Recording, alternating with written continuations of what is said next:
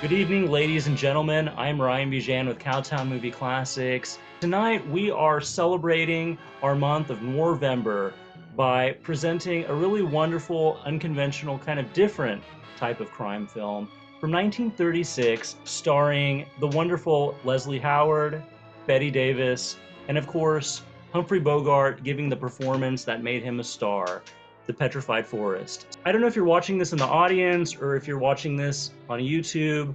Regardless of how you're enjoying this conversation, please give a really big, warm round of applause for our good friend, expert film historian and author, Mr. David Del Valle. Welcome, David. Hi, Ryan. Well, I'm always glad to be here. I'm very supportive of that beautiful theater, and I'm a Texan. I was born in El Paso, so Yeah, I got to be there for my buds, you know. yeah. Well, you certainly have the pedigree. We'd love to have you out in person at some point. Hopefully, we Well, I can do want to. My good friend Dano already beat me to it, so maybe he'll bring me out there the next time he comes through Texas, or we'll figure out a way to whatever. We'll figure it out. that. We'll But make it. anyway, I wanted to say that those of you coming in to see Robert Sherwood's Broadway production on made into a movie, The Petrified Forest, you're in for a lot of fun because it's the beginning of Humphrey Bogart's rise to stardom. And it's kind of in the middle of what Bette Davis is going to do, because Bette Davis is not really Bette Davis in this, because she doesn't get to let her inner demons out. She's still playing a kind of unusual role for her, a girl trapped in a small town who longs to be an intellectual. And this movie has a lot of existential stuff. This is a very ahead of its time movie, and not to give much away until you watch it, but pay attention to the two African American actors in the movie, because one is a chauffeur and the other is a different character. But between the two of them, their dialogue, their representation in the movie is more 1966 than 1936. So this is a talky, Broadway bound, you know, because at this point in time, Hollywood was desperate for product, not like they are now, because they don't care now. But in those days, they looked to Broadway. They would option anything that was a success on Broadway and bring it to Hollywood. And with it, sometimes the actors that were in it on Broadway. In the case of The Petrified Forest, both Leslie Howard and Humphrey Bogart are repeating their roles, as are the two black actors in this. And one of them never made anything else, I don't think. We'll have to talk about that later. But anyway, enjoy Duke Mantee and think John Dillinger, because that's what Robert Sherwood was thinking when he wrote this. It's a stage adaptation of The Last Days of Dillinger. And with that, enjoy The Petrified Forest. All right, David, thank you so much. If you're in the audience, please stick around after the show so you can hear the rest of our conversation. We'll see you after the movie. Wow, that's still a very incredible, emotionally charged film. Very powerful. Downbeat ending, too. So we are programming this as a celebration of Noirvember. And as I explained last week to our audience, now film noir it was not a term that was coined or brought into the regular vernacular until decades after the fact. To refer to movies typically made in the 1940s and 50s, there's a certain stylistic element to these crime melodramas.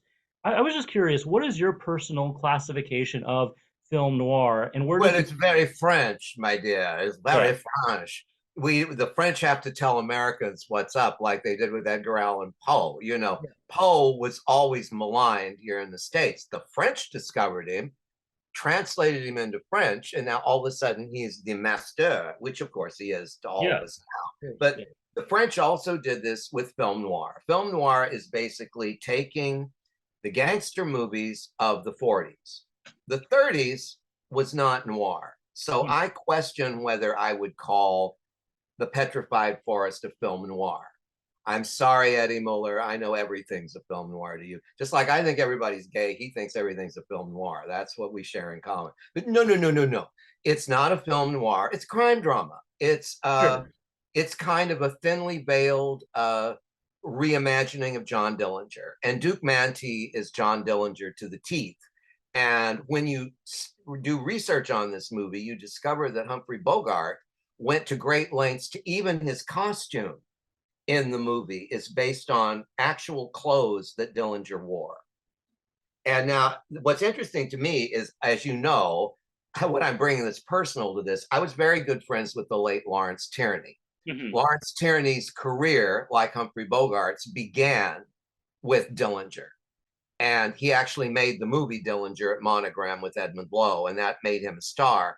Bogart did not become a star after Petrified Forest. It would be 10 more years of toiling at Warner Brothers until he did High Sierra. So remember that. He's still got the return of Dr. X to look forward to. And if you have not seen the return of Dr. X with Humphrey Bogart, hold on to your seats. He's a zombie with a black kind of hairdo with a white shock through it, like the Bride of Frankenstein. And he walks around with black lipstick and white pasty makeup, cradling a rabbit, a bunny that he's attached to. And while he was filming it, he said, I don't know why I'm in this. Why didn't they get Boris Karloff or Bela Lugosi or that George Zucco? Why am I in this? And Vincent Sherman was the director. But what they say, I love this quote. Duke Mantee is the last great apostle of rugged individualism. Well, if I had said that to Lawrence Tierney about Humphrey Bogart, he'd say, nah, let me tell you something about Bogart, son. Bogart was kind of a pussy, really, because he couldn't fight, he wasn't strong, and he really had no courage.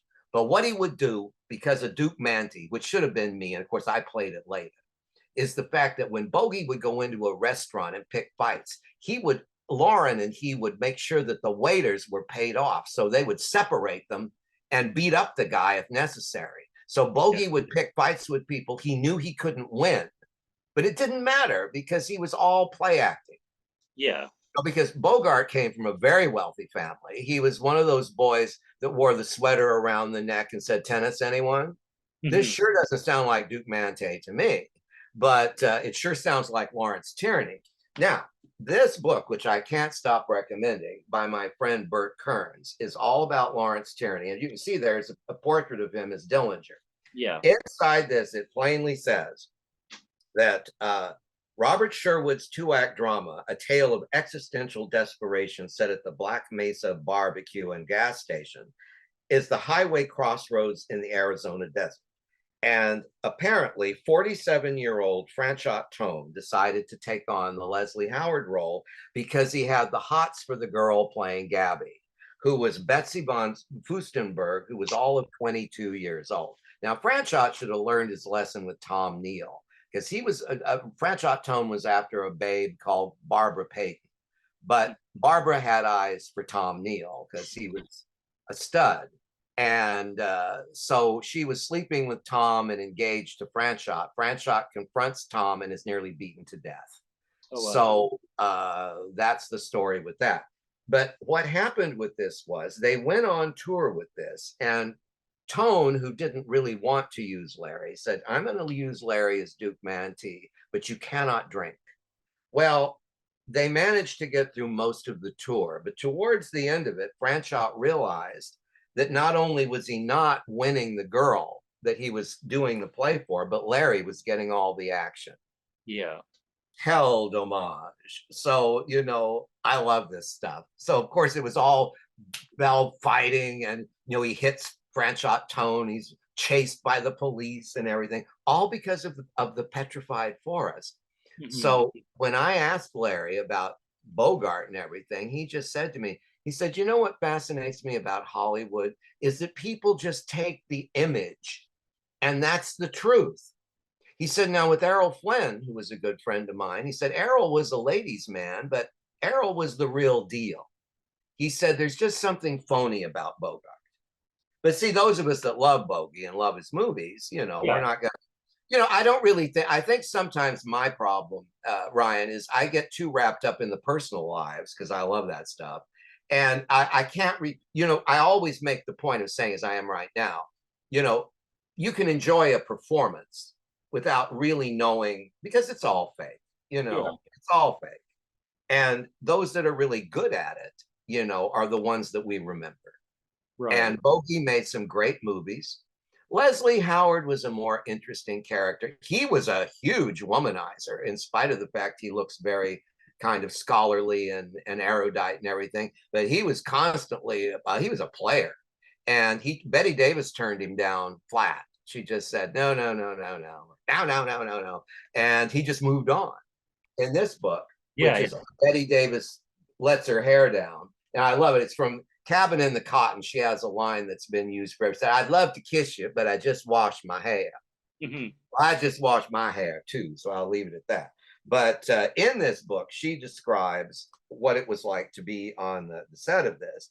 And she said, you know, they recreated the whole desert scene on stage, and there weren't many exteriors. I guess we noticed that in it, that it's kind of. Do you feel it's a little too stage bound, or is that one of its charms?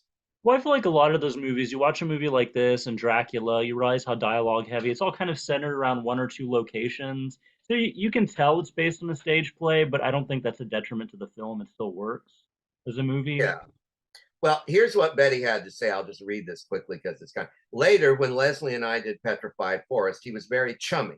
I loved the part of Gabrielle, the painter, but because of the production code, I couldn't read the line I liked best.